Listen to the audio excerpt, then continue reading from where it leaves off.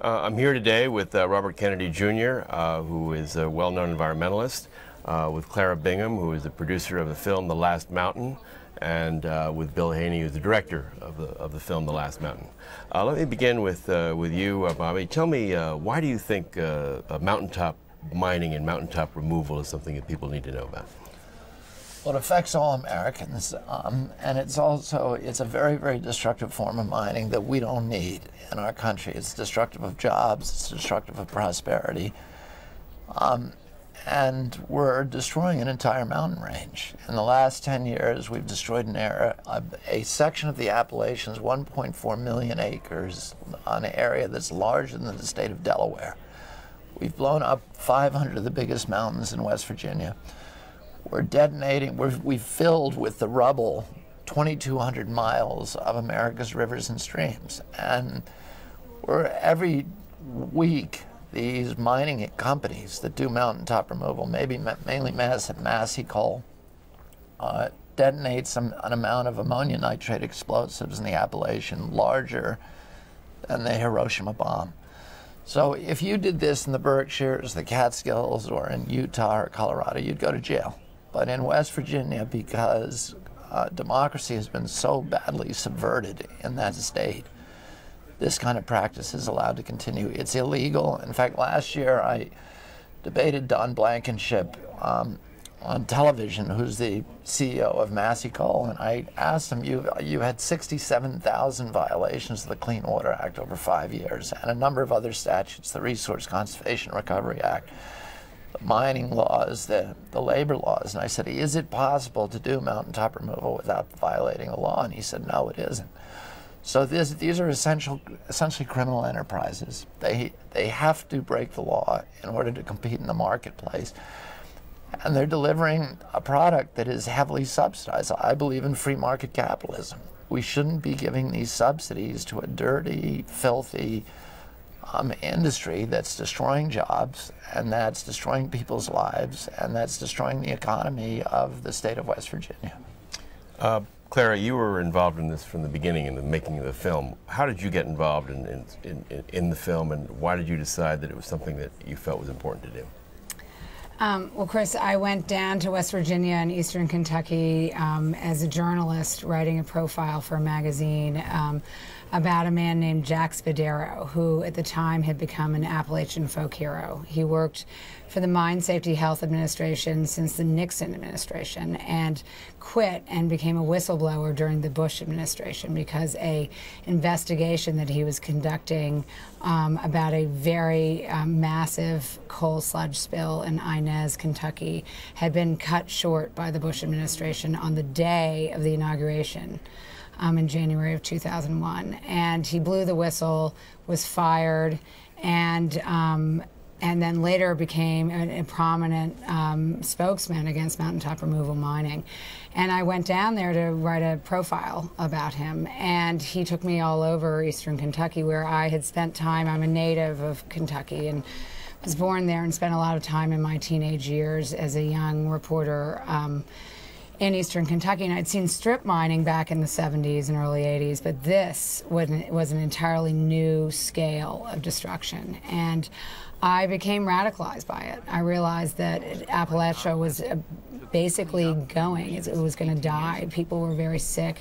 The entire mountain range, all that was being destroyed. 500 mountains have been knocked down so far, and there are ghost towns everywhere. And I just felt a very strong bond and connection to the region, and realized that the only way to really tell the story with impact was visually, which is why I enlisted Bill, and we teamed up. Bill and I teamed up with Bobby, and Bill's an environmentalist as well as a really talented filmmaker.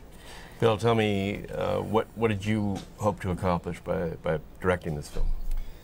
Well, you know, I think first it's to tell the inspiring and dramatically engaging story of the community at the center of our film. You know, what Bobby and Clara say is true, which is that there's, you know, kind of continent scale environmental devastation taking place, and it has horrific consequences.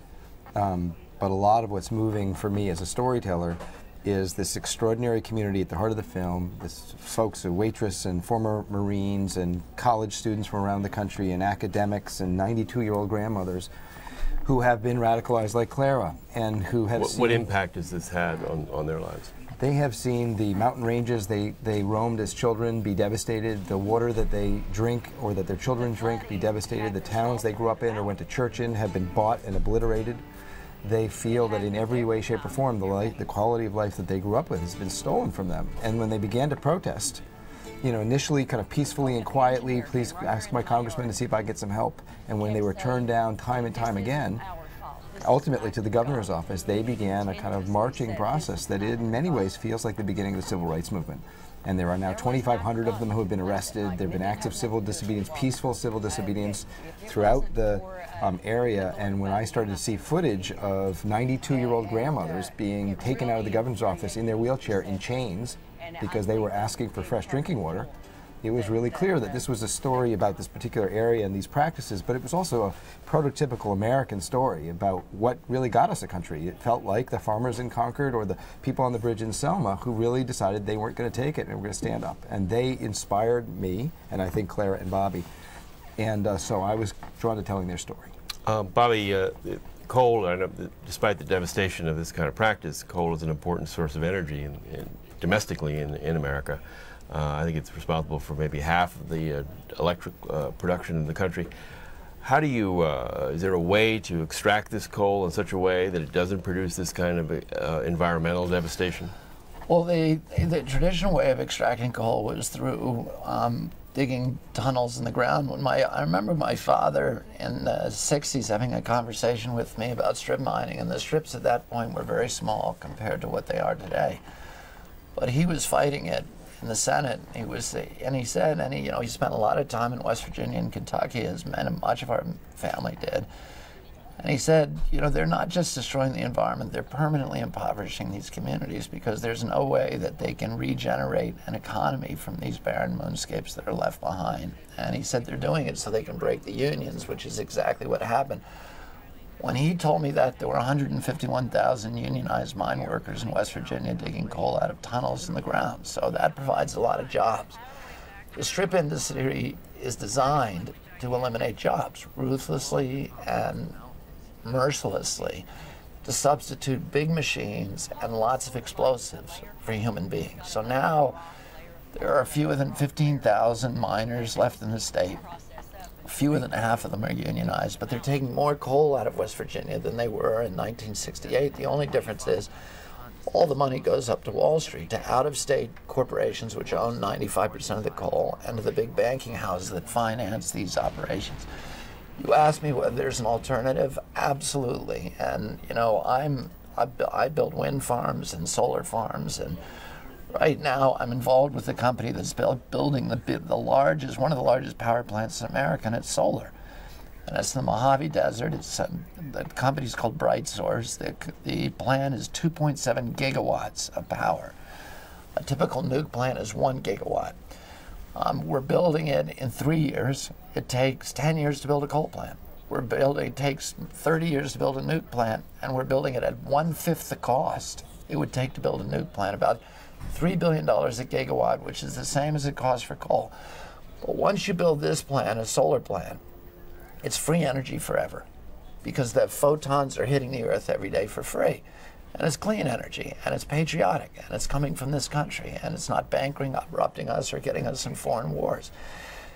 Once you build that $3 billion coal plant, now you've got to go to West Virginia, cut down the mountains, ship them across the country in rail yards, burn the coal, poison with mercury every freshwater fish in America, according to CDC, kill 60,000 Americans every year from breathing ozone and particulates from coal plants, according to EPA. 10 million asthma attacks, 1 million lost work days. The acid rain, which has sterilized 1/5 of the lakes in the Appalachians and destroyed the forest cover on the high peaks from Georgia to northern Quebec. And then, of course, devastating one of the heartlands of American culture, which is the Appalachian Mountains, where bluegrass music came from, and NASCAR racing, and so much of these historic landscapes where Daniel Boone and Davy Crockett roamed, the richest ecologically landscapes in North America, and we're devastating them. there's lots of good alternatives. Bill, my understanding is that the coal companies claim that they reclaim these mountains and that they refill behind them once they've extracted the coal.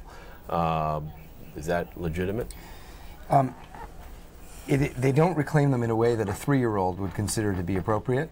They have manipulated the political and regulatory process to make it at times legally acceptable.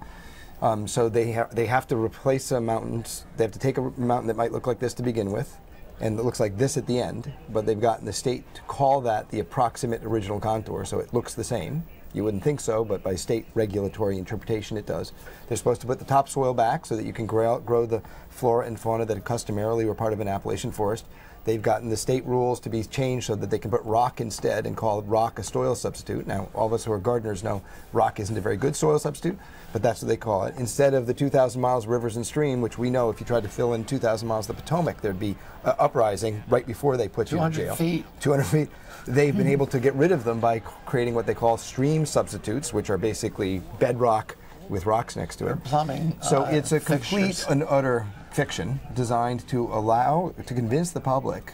And you can see that they don't believe in it themselves because it's like a Potemkin system. If you drive the highways and byways of Appalachia, what you see is trees because they plant like a 100-foot strip, like a Potemkin village, so you can't see the devastation behind.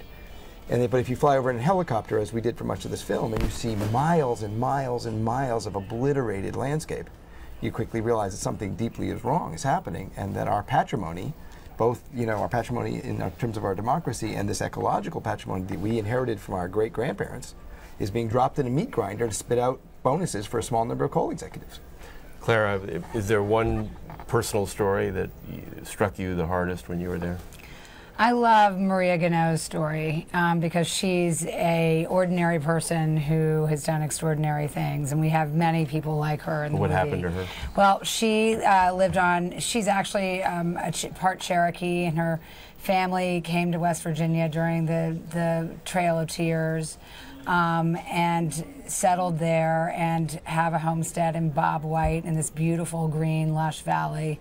And a few years ago, there was a big rainstorm. She's a coal miner's family. She's a coal miner's daughter, granddaughter, sister, and is a waitress and mother of 2, and living on her family homestead. And it was flooded severely one day because of the mountaintop removal mine that was just above her house, and it had defoliated the valley, and her house was almost swept away in the flood. And she woke up and realized that she had to devote her life to fighting mountaintop removal, and she has become one of the most powerful voices in West Virginia for this movement and against mountaintop removal mining. She won the Goldman Prize. Right. Well, thank you very much. Thank you, Bobby and Bill Haney and Clara, for coming in today. It's very interesting, and I'm sure our viewers will want to see it as soon as possible. Thank you, Chris. Thank you, Chris.